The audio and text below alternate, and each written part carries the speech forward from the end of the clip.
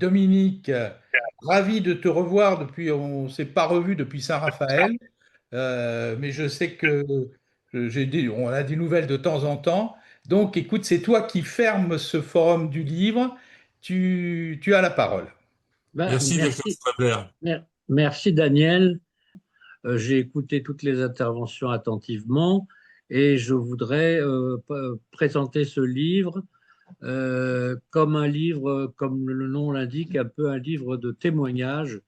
Bon, certains ont dit un livre héritage, je trouve ça un peu dur comme mot, mais un livre de témoignage parce que ce que l'on est aujourd'hui, c'est aussi le produit des personnes importantes qu'on a rencontrées dans sa vie et qui vous ont orienté. Alors, parmi ces personnes importantes, je commence d'abord par le docteur Julien, que vous connaissez tous, qui est le fondateur de la Société médicale de biothérapie, et le docteur Max Teto, bien sûr. Et je salue déjà le docteur Julien dans ses écrits, sa façon de travailler, m'avait orienté vers cet esprit de médecine globale. Et à l'époque, on ne disait pas médecine intégrative. Et je dois dire que moi, que j'ai commencé mes études au CHU Cochin en 67. Si je n'avais pas, dès les années 72, 73, rencontré le docteur Julien, je ne sais pas si j'aurais terminé mes études, parce que je m'ennuyais énormément, et avec l'homéopathie, je ne me suis jamais ennuyé. Donc ça, c'est vraiment important. Je dirais, je rends un hommage absolument au docteur Julien. Ensuite, j'ai eu, par le biais d'une épouse malade, malheureusement, j'ai rencontré le professeur Lucien Israël, qui a été aussi un homme important dans ma vie parce que il a créé, j'ai le premier diplôme universitaire de cancérologie médicale, c'est-à-dire de cancérologie en dehors de toute spécialité. Et il m'a appris aussi qu'on pouvait faire une cancérologie humaniste et Ouais. attentive et pas sur des dossiers qu'on présente, mais vraiment avec des malades que l'on voit, avec qui on discute. Et parfois même, je l'ai poussé vers des outils qui étaient plus des outils nutritionnels et même phytothérapiques, et on a fait quelques essais ensemble. Enfin, troisième personnage, c'est le professeur Luc Montagny, disparu il n'y a pas très longtemps, qui est le co-découvreur du sida, qui est un prix Nobel pour ça. Et le professeur Montagnier, dans les dernières années de sa vie, a travaillé sur les signaux électromagnétiques, les SEM. Et c'est une façon particulière d'analyser le sang qui permet de voir qu'il y a des agents infectieux dans le sang. Et maintenant, on fait des sérologies particulières qui permettent d'identifier ces agents infectieux. Bon, en dehors de cette partie autobiographique, le livre se veut euh, des conseils, des conseils. Alors, il n'y a pas d'homéopathie dans ce livre, ou très peu. Ce sont des conseils de vie, des conseils de santé, parce que je pense que le médecin de demain sera aussi un éducateur de santé. Ça me paraît essentiel. Et je reprends le concept de Luc Montagnier, c'est la médecine des 5 P. La médecine 5 P, P1 comme prédictive, P2 comme préventive, P3 comme personnalisée, P4 comme participative et P6 comme pertinente. Je crois que tous les intervenants qu'on a entendus aujourd'hui étaient dans ce cadre-là. Alors, le livre parle de nutrition, parle de supplémentation nutritionnelle. J'étais très orienté dans mon existence par ce qu'on appelle la médecine orthomoléculaire, c'est-à-dire que les gens ne comprennent pas toujours ce terme médecine orthomoléculaire. C'est apporter à la cellule les nutriments dont elle a besoin au bon moment et au bon endroit. Ce qui amène effectivement, à une prise en charge de soi-même, par soi-même. Et c'est un peu comme ça qu'on pourrait résumer le livre, c'est prenez votre santé en main, parce que vous n'avez rien de plus précieux que votre santé, et je vais vous proposer des outils pour le faire.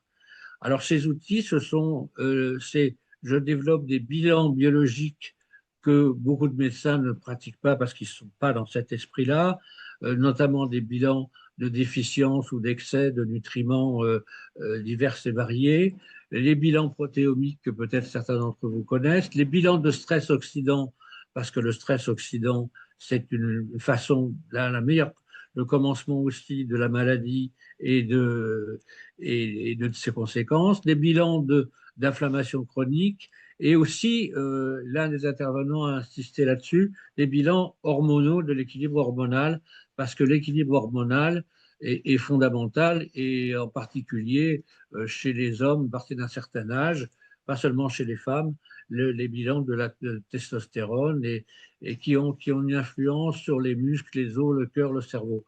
Donc, j'arrive finalement en fin de livre à ce qu'on appelle aujourd'hui la médecine mitochondriale, c'est-à-dire expliquer que la mitochondrie, c'est effectivement pas seulement le poumon de la cellule, mais le réservoir énergétique de la cellule, et que c'est important dans un processus que peu de gens encore connaissent, qu'on appelle l'autophagie, c'est-à-dire que notre organisme pratique l'autophagie, c'est-à-dire qu'il élimine les cellules qui sont plus pertinentes, et on peut l'aider, bien sûr, nutritionnellement.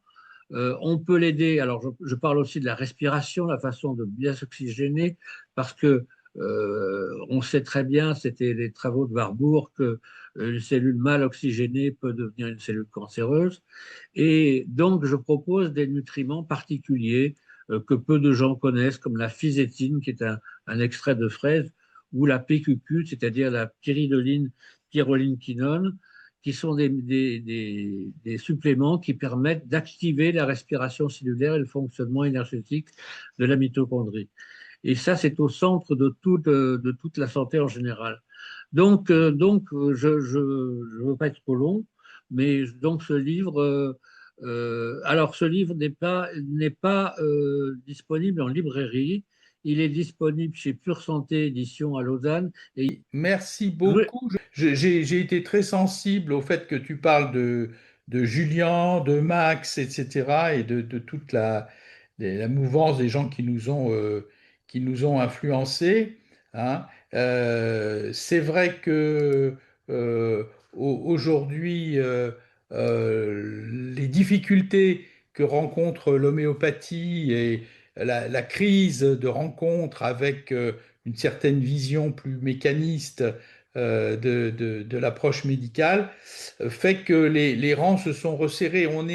C'est plus désenclavé. À la fois, c'est un effet positif, c'est-à-dire qu'on est moins dans nos chapelles. Hein, j'ai l'habitude de dire qu'on a transformé les chapelles en cathédrales.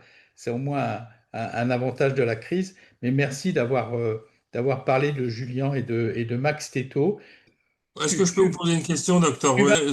Juste sur le microbiome mitochondrial, est-ce que vous avez aussi orienté un petit peu votre science, votre savoir sur l'ADN mitochondrial, les ARN et tout ce qui peut passer par là aussi?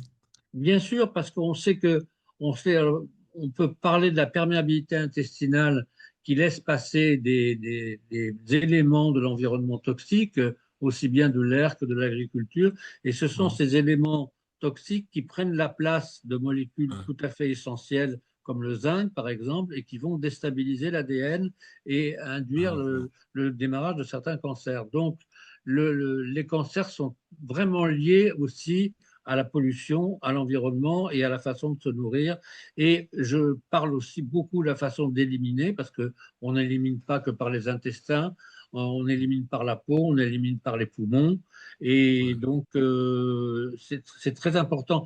L'élimination, l'autophagie, c'est capital. Et le fait de vivre le plus possible dans un environnement non pollué est essentiel. Et moi, ce qui m'a amené à ça, c'était quand j'étais médecin homéopathe, c'était que l'homéopathie, ça fonctionne, mais ça fonctionne d'abord sur des gens qui ont un bon équilibre nutritionnel et un bon apport nutritionnel. Voilà.